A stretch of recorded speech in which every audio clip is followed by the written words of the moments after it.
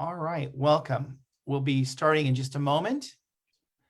We're just getting our live streams all set.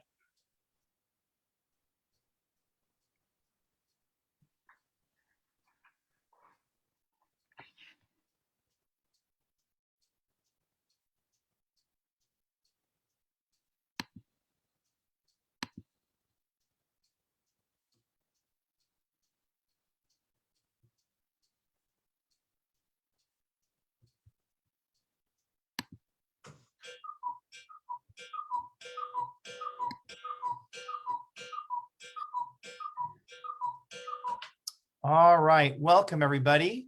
My name is Father Jon Pedigo. I'm the Director for Advocacy and Community Engagement here at Catholic Charities of Santa Clara County. We want to welcome all of y'all to our program.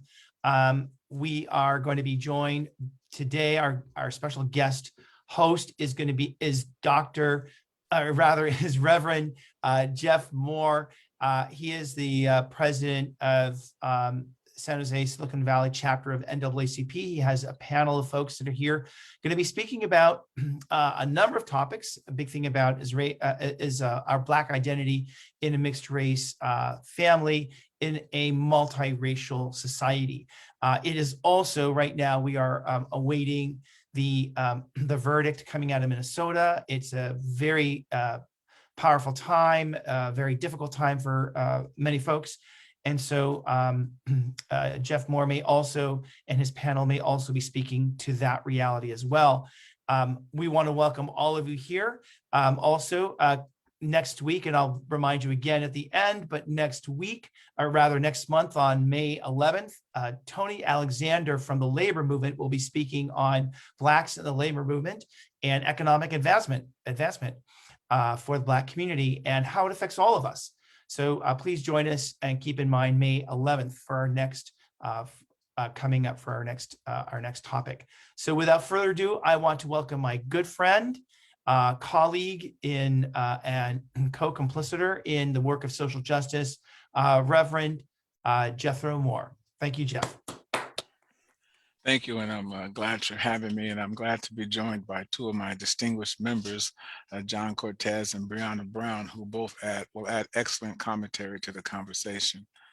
When we talk about interracial or mixed relationships and mixed work in the marriage, I hope everyone will please understand, I do believe that most of us, whether we acknowledge or know it or not, have a different race or ethnicity that's part of our makeup. And it's for us to understand that part of our makeup and succeed in accepting it and welcoming others. Throughout history, if we look at our history of America, it is fraught with interracial struggle, while at the same time, many of the greatest people of our cultures all are interracially mixed. So without further ado, I'm going to ask first off, if we'll go with ladies first, if that's okay. Brianna can talk about her experience and tell us what she does with the NAACP and her latest project. Brianna? Sure. So hi, everyone. My name is Brianna Brown. I am a graduating senior at San Jose State currently. My major is sociology with a minor in studio art. So on terms of kind of what I've been doing, yes, go Spartans. I am the president of the Student Homeless Alliance. So I've gotten the honor to be able to kind of represent those students at my school and to support them. And get them, hopefully get them to the resources that they need through kind of what's going on with the school. And yeah, I'm a very, I am an advocate for the Black Lives Matter movement through artistic activism, through, policy change, etc. So that's kind of, a little rundown of who I am. And then on terms of my involvement with NAACP, Reverend Jeff and I have been working on a really exciting project with the county. We're working towards making a mural at the Reentry Center that basically just represents unity and coming together and reentering back into society, in a way that is easy and just, yeah. So that's kind of a little bit about me. Thanks. If it's okay, just let them know you're biracial mix, if that's okay. Is that the right way to ask the question? Yeah, sure. So I am actually mixed with 4 different races. Or ethnicities. I am white, African American, Greek, and Mexican. Thank you. And now I'll bring up John Cortez, who's our youth coordinator. I'll let John introduce himself and explain a little bit about what he does with the youth. Thank you. Hello, everyone. Good afternoon. I'm really excited to join you today to just share my humble perspective on intersectionality. I'm a graduate of Sacramento State, and since graduating, I've been working at Google. I'm a financial analyst, encroaching on my third year there. And then, of course, in my spare time, I love championing the local initiatives of the Silicon Valley NAACP. As Reverend Moore alluded to, I do partner really closely with the youth chapter. And I'll keep that brief, and really just looking forward to diving into the meat of the material.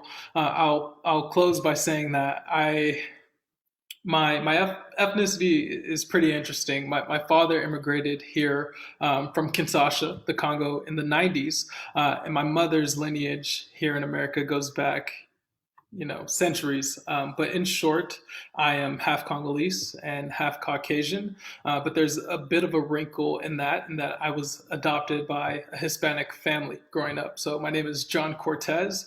And so that just adds a little bit more flavor to the mix.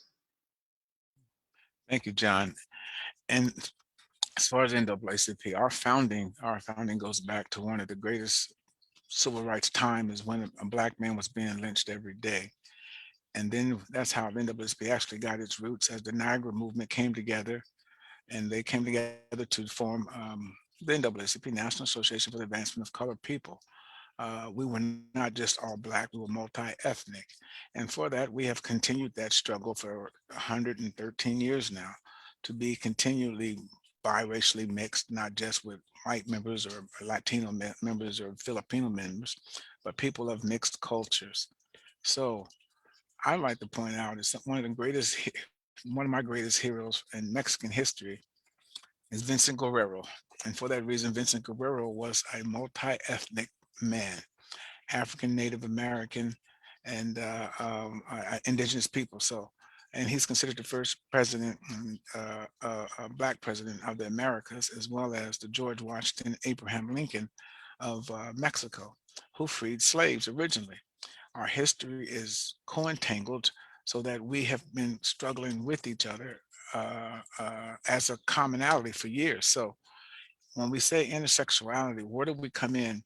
All of our struggles are similar. All of our struggles are against a society who looks at people of color in a disparaging way and do what they can systemically and structurally to hold us back. So we have a common struggle, and that's the sin of racism, that we have to come together as people, as humanity, to make this place a better world. And so, Miss Brianna, can you tell us how you think you can do more to help make our biracial entities not noticeable, but part of the greater part of humanity, if that's a better way? Yeah, so I think this is such an interesting question just because this is the first time I'm ever addressing what it's like, being kind of a part of this community and, standing within this identity of mine. Usually I do kind of identify more with being African American because of the times that we're in. So yeah, to get to your question, I think just having this conversation more. I think a lot of people who, look like me, who are constantly put in boxes throughout their entire lives, don't necessarily feel comfortable talking about this topic just because they don't want to invalidate the experience of, another race or, people who might experience things a little bit differently than we do. So, on terms of your question, just kind of was like integrating this conversation into what we do. Is that right? Yeah. So I think just having the conversation more and breaking down the history behind why there kind of is this difficulty to talk about multiracial and biracial experiences among different communities. I feel like this is a conversation that doesn't happen that often. And yeah, I think just being able to just stand in unity together. On the same question. Yeah, it's a massive question, Reverend Moore, and I believe the emphasis there is what more can you do, or sort of how are you participating in sort of facilitating these conversations and facilitating this progress. I think within this past year, we've all sort of, unfortunately, have been put in this position to where we've all have had to do deep introspection and deep reflection. I think there's a number of pandemics that are actually circulating, throughout society right now. One being the most top of mind, COVID, and then another pandemic, a social pandemic that has been with us perhaps since the founding of this country. I personally am just incredibly grateful for my intersectionality. And to date, whereas when I was younger, I viewed it as a struggle. Where is my place? Where do I fit in?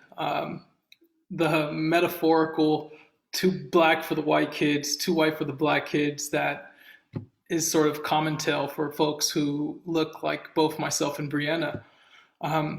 But in my maturity and in my older age, I truly view this as being one of my superpowers. I feel like my intersectionality allows me to play a role in society that I feel folks like Brianna and myself are just uniquely positioned for. We're sort of the cartilage that holds joints together. So personally, in my day-to-day life, I am constantly looking to just build relationships, reach out to people, to show them my humanity, and to share my history, the history of my ancestors, all of them, my white ancestors, my African ancestors, my adopted Mexican ancestors. And I just think that right now, sort of motivated by past events, it's just an incredible vulnerable time for us. And with that vulnerability, there's opportunity. People's ears are open like I've never seen before. And so I think the more that we can just engage actively in these conversations, the better. And perhaps a low-hanging fruit, but I do think much progress starts with conversation. Thank you. And I'll start with you this time, John. As an African-American Latino mix, how do you feel about the recent death of George Floyd and the rise of the Black Lives Matter movement? Yeah, I hate the death of George Floyd and Black Lives Matter. I could leave it as succinctly as that without becoming too fueled by emotion. I think it's a very sensitive topic for a lot of us. And I'd be remiss if I didn't say that I think the community broadly is looking to heal from this. And so I'm keeping my fingers crossed for better policing, better accountability, and just better stewardship of our society from all of those who have a role or a hand to play. Brianna, same question. Yeah, so I do agree with John. I think that is such, a complex topic to kind of talk about what the entire movement means itself. But, in terms of the actual death, it definitely sparked something in me I didn't know was there before, because I saw my father in him, just as many could relate. When I, saw that video, I instantly thought, what if that was my father? What if my father became another hashtag? And because my father is a darker skinned man, and it's just, you never know when you could be put in that situation, just with the social climate that we're at right now. So for me, I think it's just very disappointing to see that this is where we're at right now. But I am very hopeful that, we can move in the right direction with what happened after that. That movement was a huge spark of hope for me. It allowed me to step out into the community and to express my anger and sadness and solidarity in a way that allowed me to stand with a community that felt the same way. I'd never felt that much community in my life, being, who I am and growing up in a predominantly white community. When I had that anger, I was never really able to express it with anyone because people would tell me, "Oh, you're not Black enough. Like, this, you're fine. You're not going to be put in that situation." But with this whole movement, I think it just was a really great opportunity for solidarity and to move forward, because ultimately this is going to be the moment that we look at, in the future. When I'm telling my kids about my life experiences, I get to talk about a civil rights movement that I was a part of and being able to contribute to that. So, I think there's a silver lining with everything, although that was a very, very disheartening situation that happened. It's just one of the many that were caught on video, and I'm hoping that I'm seeing my family and friends and those in my community educate themselves more than they ever been willing to before that point. So just really hopeful moving forward. Thank you. And some things that we don't really talk about, oftentimes the Black or brother or the darker skinned brother in any of our families, be it Latino, Asian, the darker skinned people are looked down upon or frowned upon. So the question is, have you ever experienced prejudice or been a victim of racism growing up? And how did you deal with it? Either one of you want to go first? This time I'll let you choose.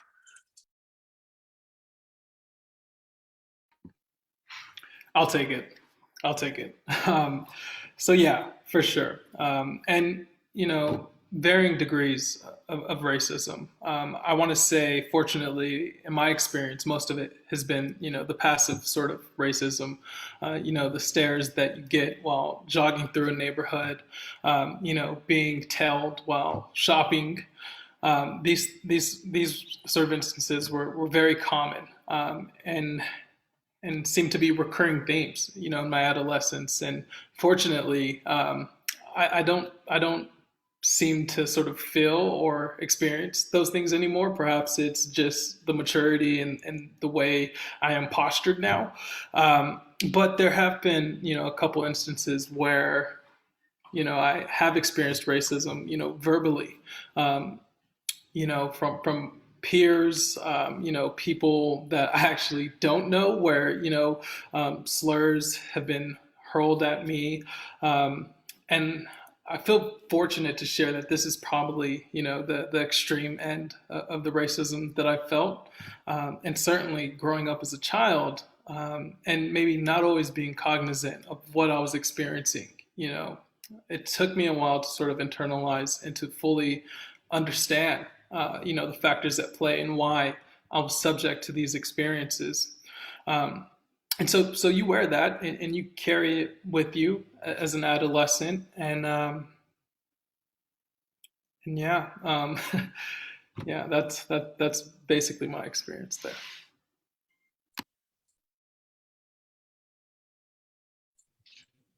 So, I actually have a very similar experience to John. So I never really per se had very blunt experiences of people being racist towards me. It was just a lot of the microaggressions. Being in the neighborhood that I grew up in, it was predominantly white, but it also was it was very accepting. It was a type of community where they did advocate for people of color and they did want more diversity, but when it really came down to it, it really felt performative. So, that showed up in the way that people treated me as a child. And just as John said, it really does kind of carry with you throughout the rest of your life.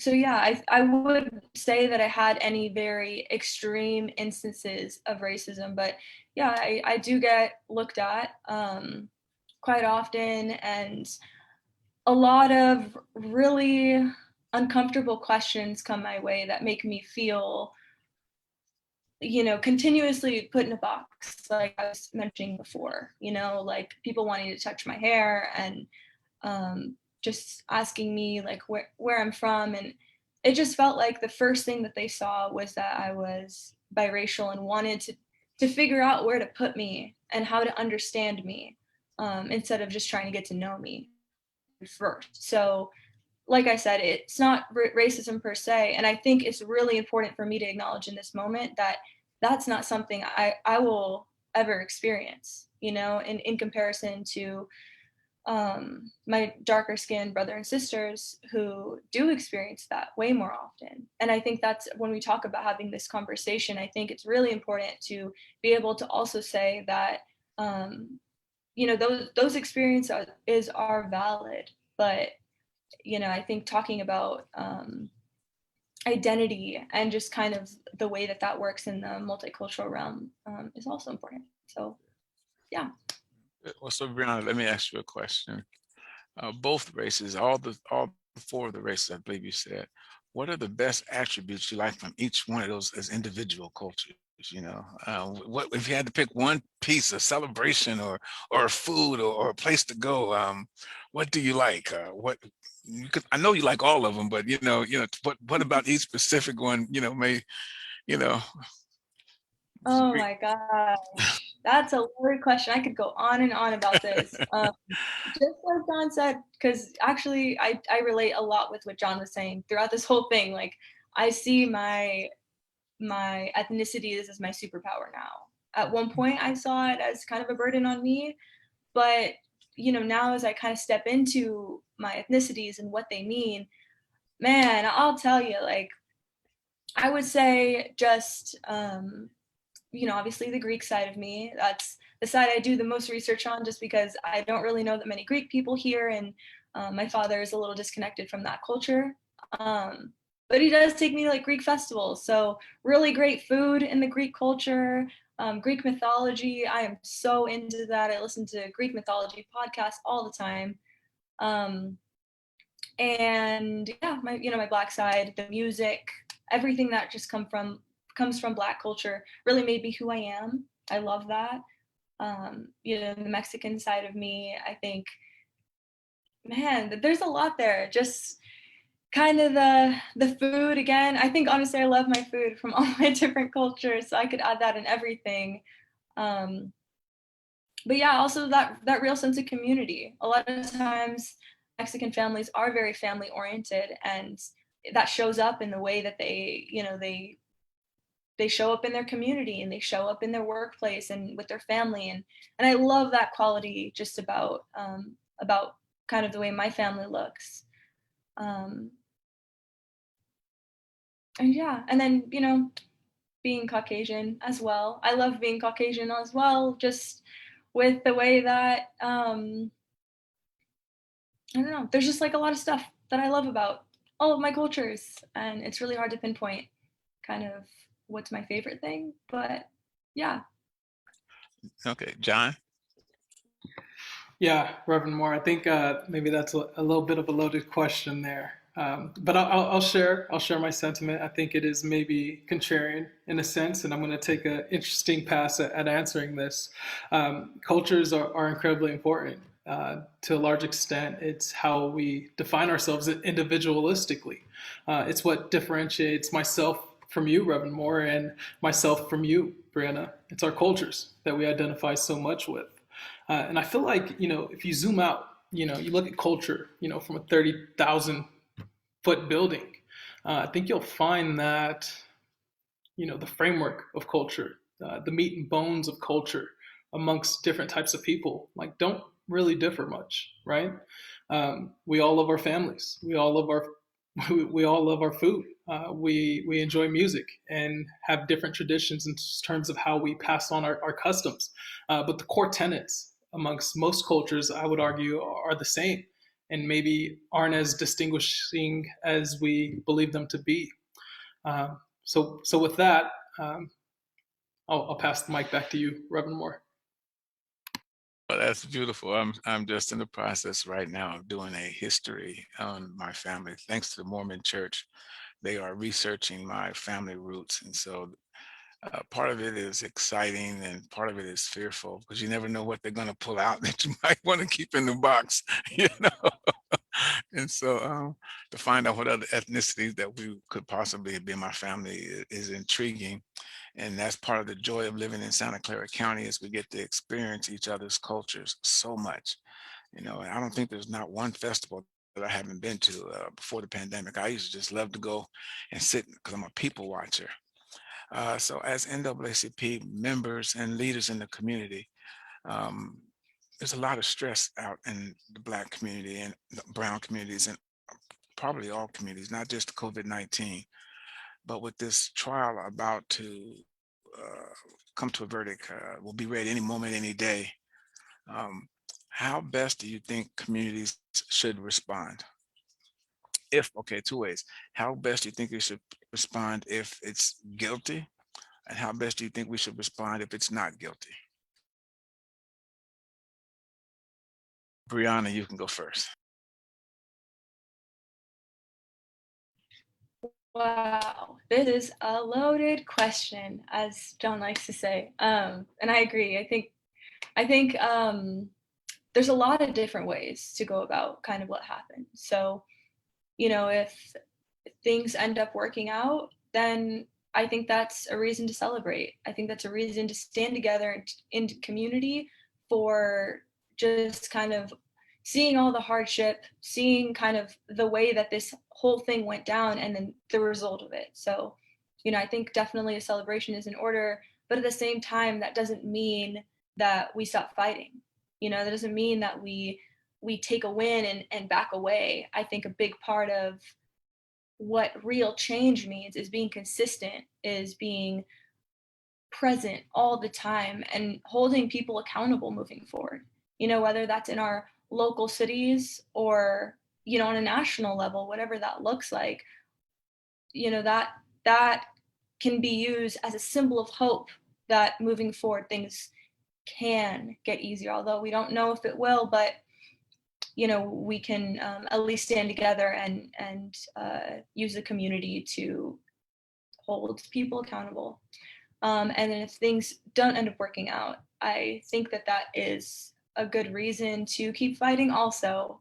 I think that it can't stop there. It can't just be, okay, well, it didn't work out, then I guess it didn't work out. I think that either way, both of these reasons can create community and should create community in the best way. I think looking towards changing policies, public policies, so that this never happens again, and just kind of trying to reimagine what community safety looks like is going to be the key to how to respond to this, either in a success or in things going the way that we would want it to go, and things not. So yeah, that's my answer. John? Yeah, Reverend Moore. I think the short answer is I don't know. But what I do know is that the Black community is strong, and unfortunately, we've developed a incredible mental fortitude and really strong callous. The trend indicates that the angst isn't going to stop at George Floyd. We don't know when it's going to stop. Regardless of what the verdict is, I think it's imperative for the Black community to protect the warmth in their heart, because it's painful. Every iteration of this, it's damning. So I'm gonna stop there because I feel myself becoming overwhelmed with emotion. Well, that's okay. Sometimes those are good emotions to be overwhelmed with.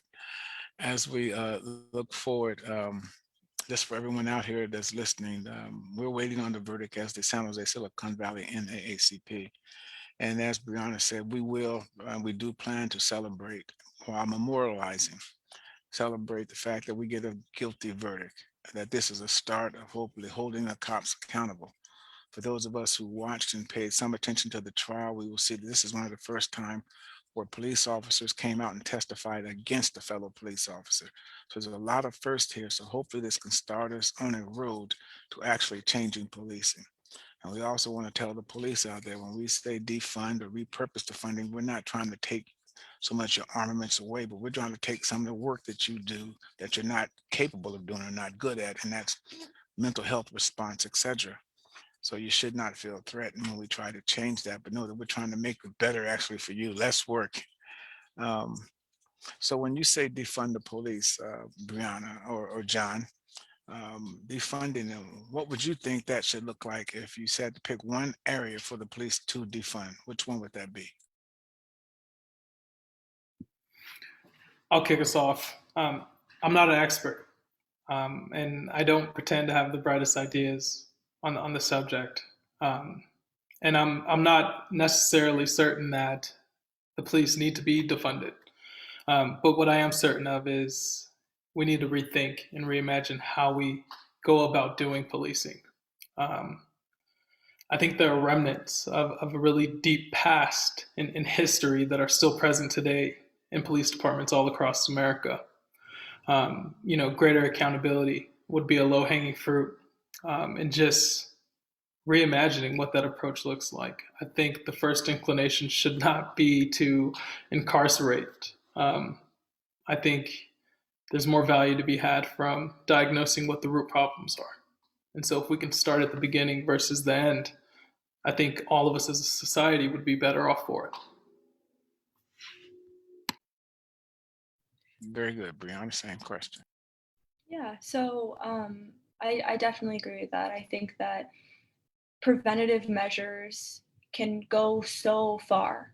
We always look at the outcome and trying to rehabilitate after the fact, but if we look inwards, if we look before all of that, that can also prevent a lot of different things.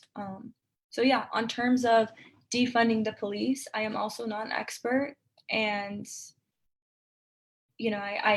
I do kind of just want to acknowledge that, because I think a lot of these things are very heavy questions, but I believe that if we were able to defund the police, I think that money would need to go into the lower income communities, whether that's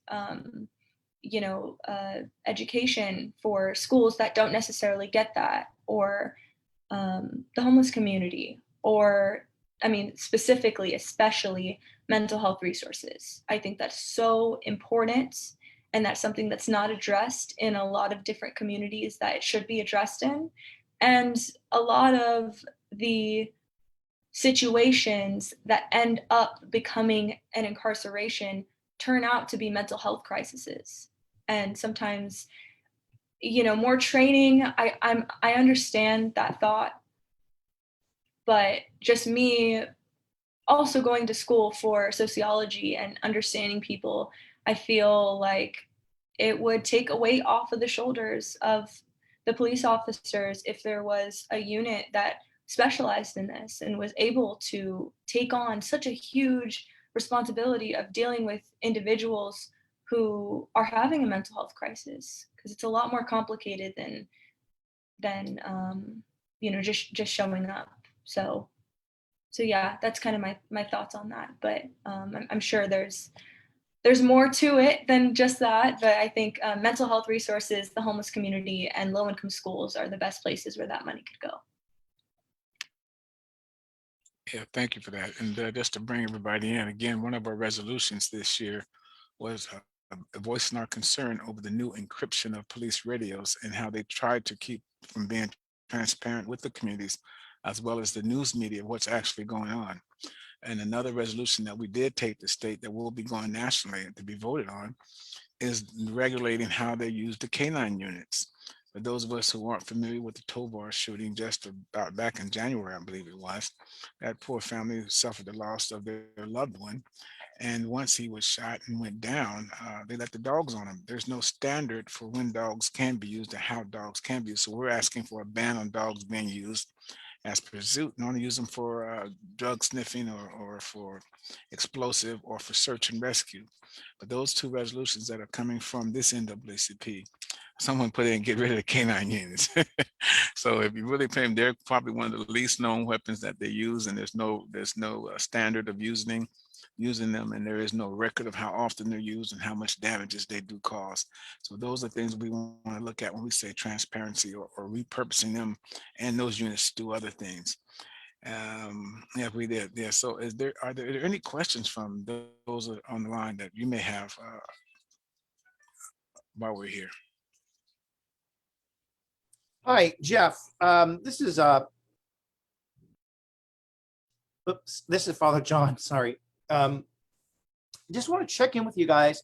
Can you talk to us about the role that the community can play in having a dialogue with the police around structuring this question of what is public safety? I know that there's a number of kind of efforts here in San Jose to include that voice of people who are directly affected, which would be communities of color, which would be youth, which would be people in the mental health community.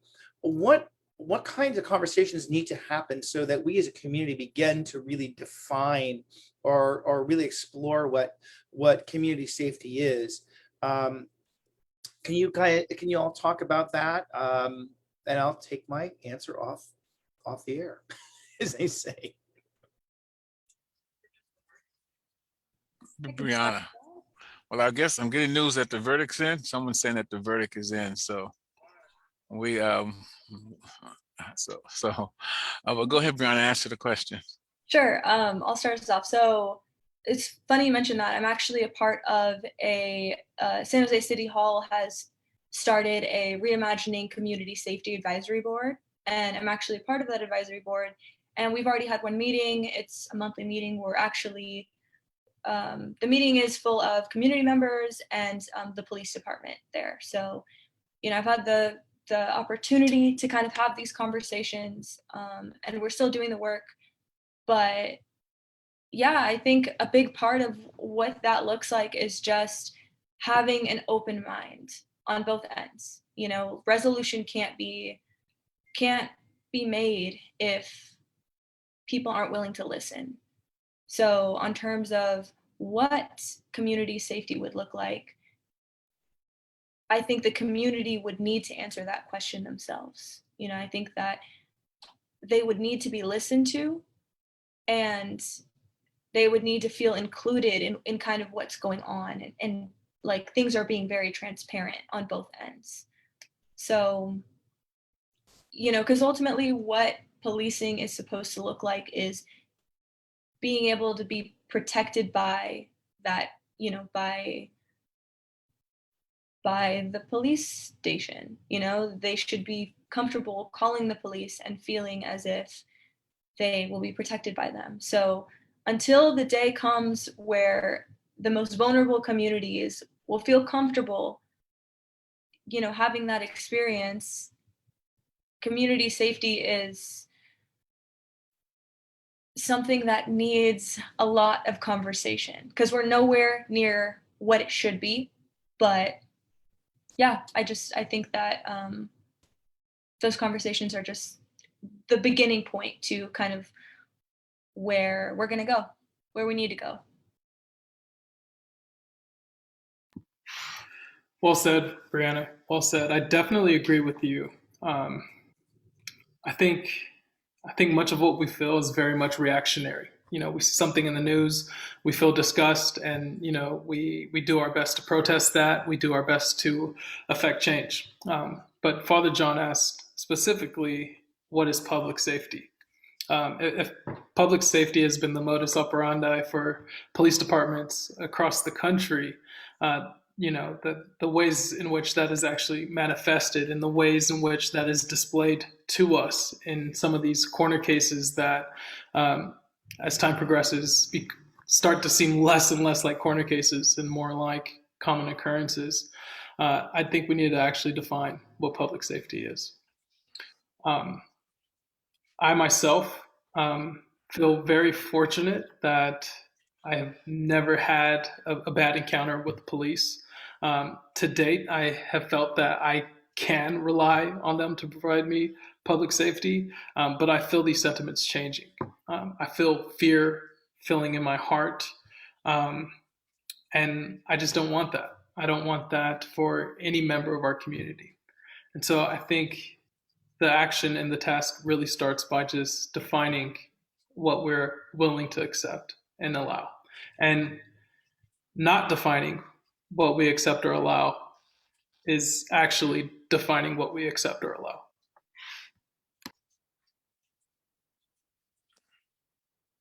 Thank you. My phone's getting blown up. If you guys haven't heard, the verdict has been brought back to the court and expected to announce it, I guess, in an hour. So we need to pray for this country and this nation. As a matter of fact, this sounds kind of strange. I might have to go change clothes because I might be in the wrong gear right now. But I see another one of our members has joined us, and I'd like for Victoria, if she could introduce herself, please. My internet is a little bit unstable, so I'm hoping that it all sounds and looks okay. But I am Victoria Tweedy McDowell. I have performed a lot in the community around the world, and I'm so grateful to be here today because there's a lot to be said, and there's a lot. You muted yourself, Victoria. Sorry, I'm not sure if you guys can hear me. Yeah, we heard you. Yes. Good now? Yeah. Okay. But I said earlier that my name is Victoria Tweedy McDowell. I am 17 years old. I have performed a lot throughout California, the country, throughout the world, and I'm very grateful to be here today. My internet is a little spotty because I'm currently in Georgia, so the Wi-Fi here is not the greatest, but I'm really, really glad to be here. Yeah.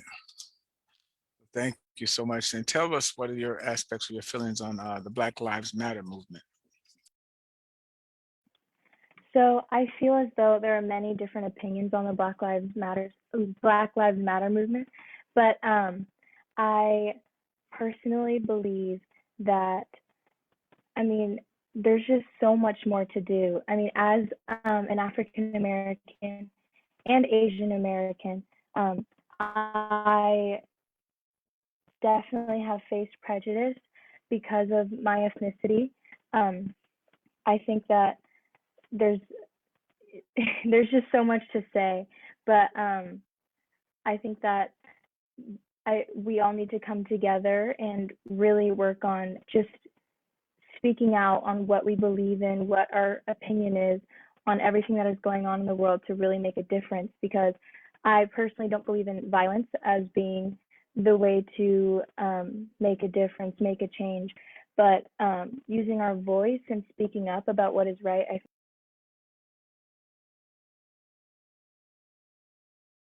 So thank you, Victoria. I'm glad you joined us. And I know that you're in Atlanta, so I don't know if it's thunderstorms or bad weather that keeps getting you, but thank you for joining us. And so, again, I almost feel just like stopping and praying. I see Father John said between 4:30 and 5 that they will make the announcement. And I'm getting blown up because I do have a team that's about ready to converge onto City Hall to set up for the night. For this evening, and we want to have blues and we want to make it celebratory, but young people don't like to wait, so they'll probably run out there and start doing some everything. So right now, Father John, I don't have any more questions, and I'm really distracted, to be honest. Yeah, I get that, and I just wanted to really thank you for being here, and especially on this particular day. It's just really, really difficult. I myself am also mixed race, Caucasian and Asian, and part of this, growing up in a biracial family, we use the word hapa, which doesn't mean half and half. It means that you're fully Caucasian, fully Japanese, and it's really, really hard for people outside that role to understand that we are fully each of these things, but the external world kind of puts us, I think that Ms. Brianna talked about being put into a box.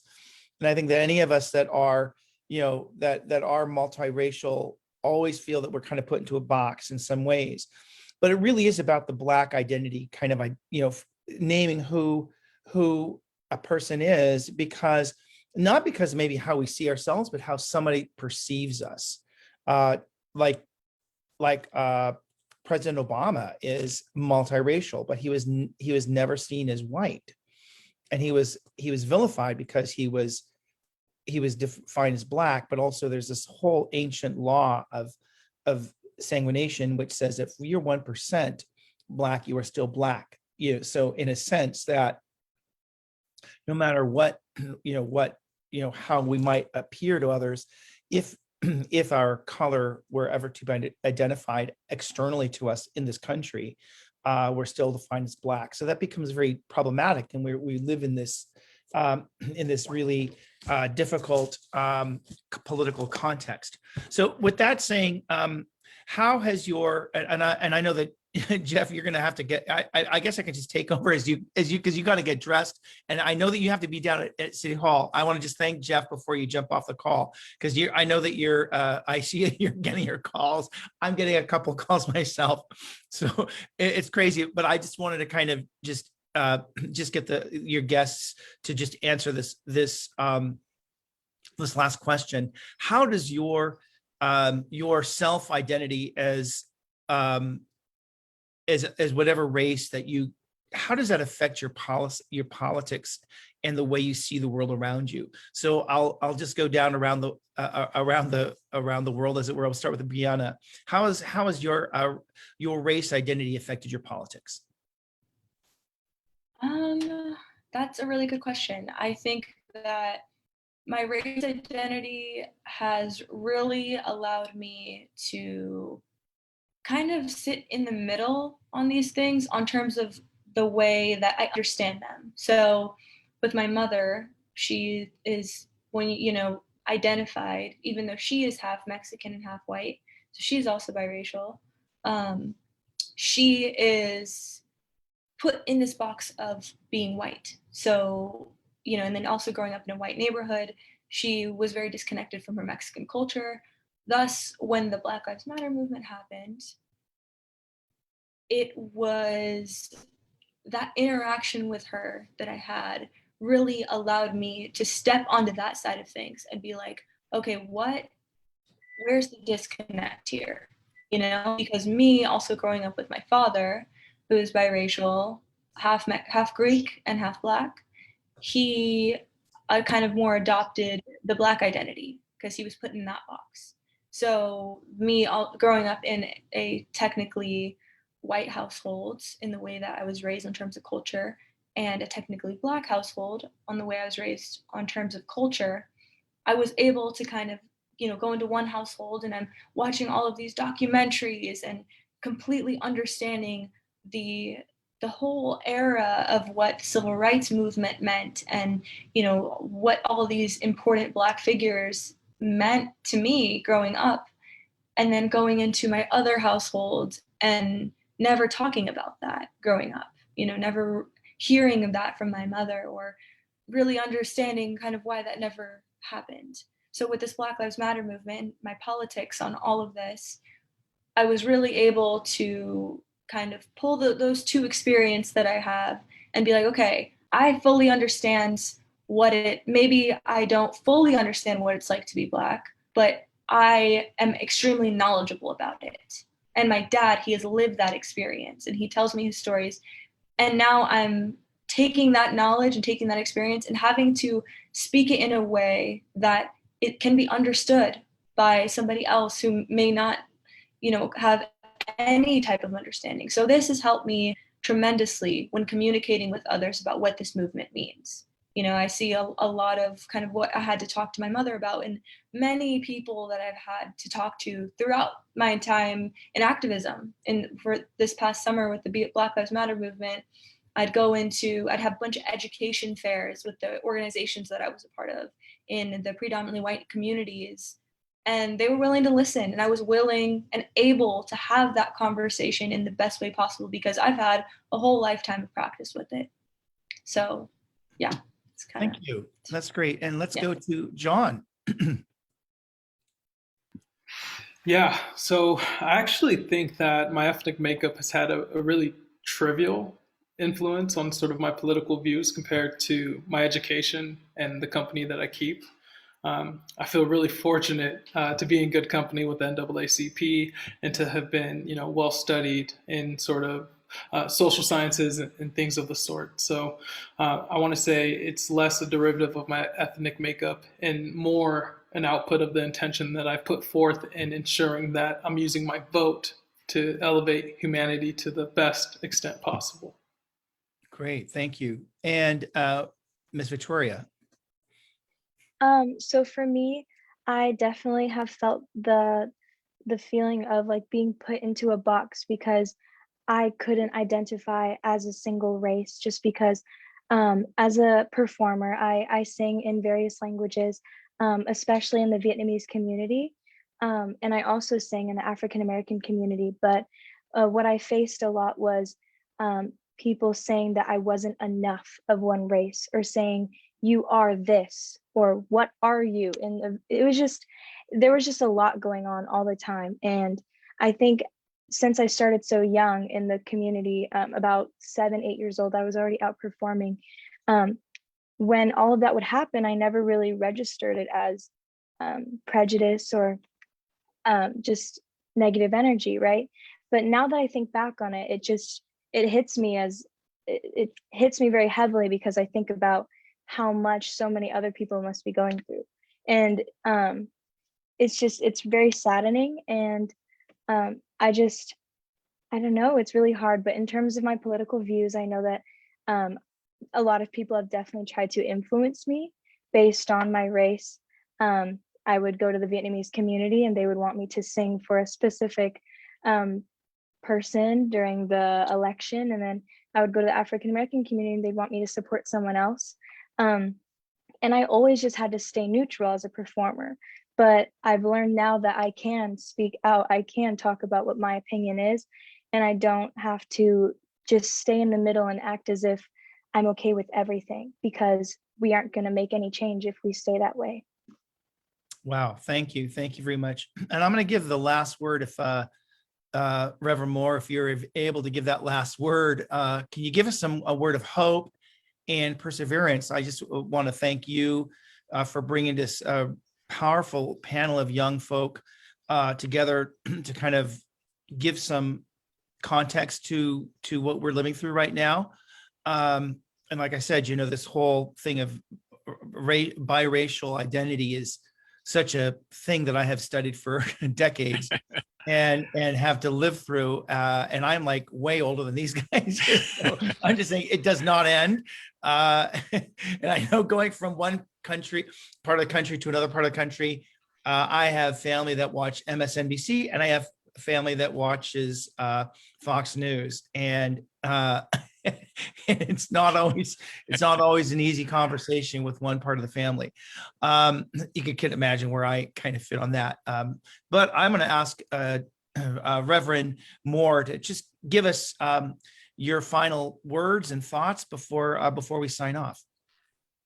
Yes, thank you again for giving us this opportunity, and thank you, team, you guys and ladies, and for showing up, being there. And Brian, I know you're on another time zone, and I look forward to you getting back home. We have hope. We need prayer.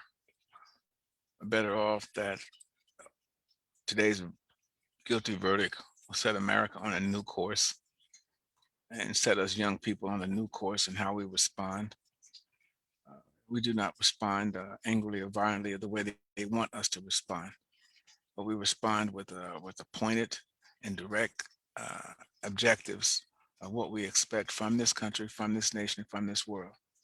All of us as Americans must understand that our democracy is literally at stake. Our standing in the world is at stake. And if we get this wrong, this will just be one of the worst days of my lifetime, and probably for some of yours. So we're going to go out here today and prepare to celebrate and memorialize and continue to push for changes in our police department, changes in our community. And we ask everyone to come out and join us. I hope to be out there set up by 4 o'clock. And John, they're telling me 4:30 is actually 1:30 our time. So it's 4:30 Eastern, they'll make the announcement. So it's coming out within the next 30 minutes. So just be prayerful. And I thank you again for having us. Thank you all. And I want to thank all the viewers that are from my colleagues at Catholic Charities and supporters of Catholic Charities, folks that are watching us on Facebook. Thank you very much. We are going to be posting this on our website, so you'll be able to watch this and all the other programs that we've had on Black Lives Matter.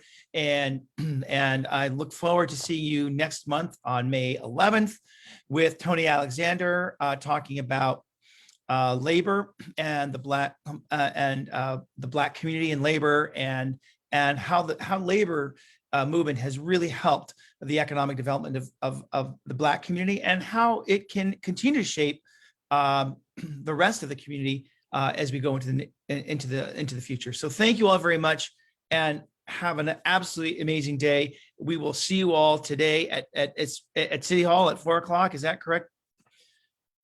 All right, be peaceful, folks. Take care. Thank you very much. Bye-bye now.